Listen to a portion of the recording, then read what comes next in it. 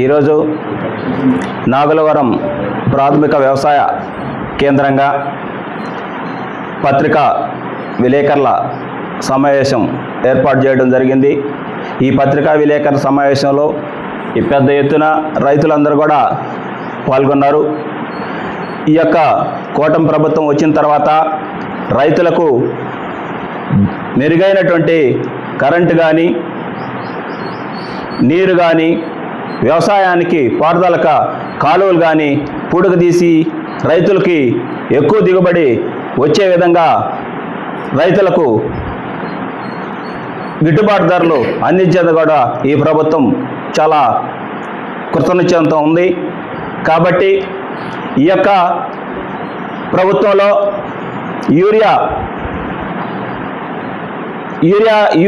వాడకం రైతులు తక్కువగా వాడమని సూచనలు సలహాలు ఇవ్వడంతో రైతులు ఎక్కువ దిగుబడి ఆశించాలనే రావాలనే ఉద్దేశంతోనే యూరియాని తగ్గించమని రైతులకు సూచనలు సలహాలు ఇవ్వడం జరిగింది.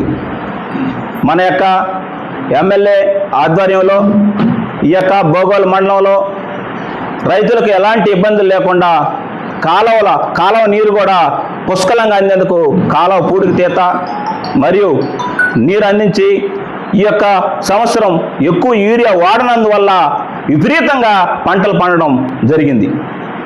ఈ సంవత్సరం వరి ఏపుగా పెరగకపోయినా దిగుబడి మాత్రం 50-52 బస్తాలు దిగుబడి, ప్రతి పంట కూడా దిగుబడి విచ్చలవిడిగా ఉంది. ఈ యొక్క దిగుబడిని ఈ యొక్క ప్రభుత్వం చేస్తున్న పనితీరుల్ని ఈ యొక్క ఓర్చుకోలేక వైసీపీ నాయకులు ఆషామాషిగా ప్రెస్ మీట్లు పెట్టి ఏదో బోటకపు మాటలు చెప్పి ఈ యొక్క రైతుల్ని పక్కదారి పట్టించేందుకు ఆ కుంభకోణం ఈ కుంభకోణం అంటున్నారు. కుంభకోణానికి ప్రధాన సూత్రధారి అయినటువంటి మీ ప్రభుత్వం కుంభకోణాల గురించి చెబుతుంటే చాలా ఆశ్చర్యంగాను చాలా బాధాకరంగాను ఉంది.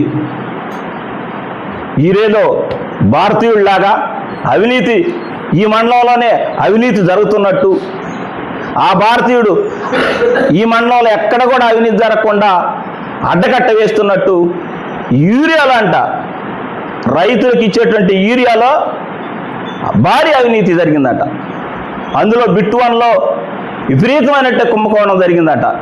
బిట్ 1లో ఉన్నటువంటి అగ్రికల్చర్ అసిస్టెంటు మన యొక్క జక్కిపల్లిగూడూరు కూడా ఇన్ఛార్జిగా ఉంది. ఆ జక్కిపల్లిగూడూరు ఆర్బీకేకి 4000 ఎకరాలు పైచిలుక భూములు ఉన్నాయి. ఇక్కడ ఆర్బీకి వచ్చినటువంటి ఈ యూరియా రైతులు ఎక్కువగా ఉన్నందువల్ల అక్కడికి మార్చి అక్కడ రైతులకి కొరత కోసం ఈ యూరియాని అక్కడికి మళ్లించడం జరిగింది. కానీ ఎక్కడ అవినీతి అనేది జరగలేదు.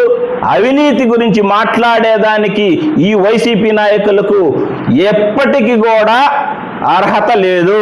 కాబట్టి ఏదైనా మాట్లాడేటప్పుడు వెనక ముందు మన యొక్క బ్యాక్గ్రౌండ్ ఏంది, ఈ ప్రభుత్వం ఏంది, ఆ ప్రభుత్వం ఏంది, ఈ నాయకుడు ఏంది, ఆ నాయకుడు ఏంది అనేది ఆలోచించాలి.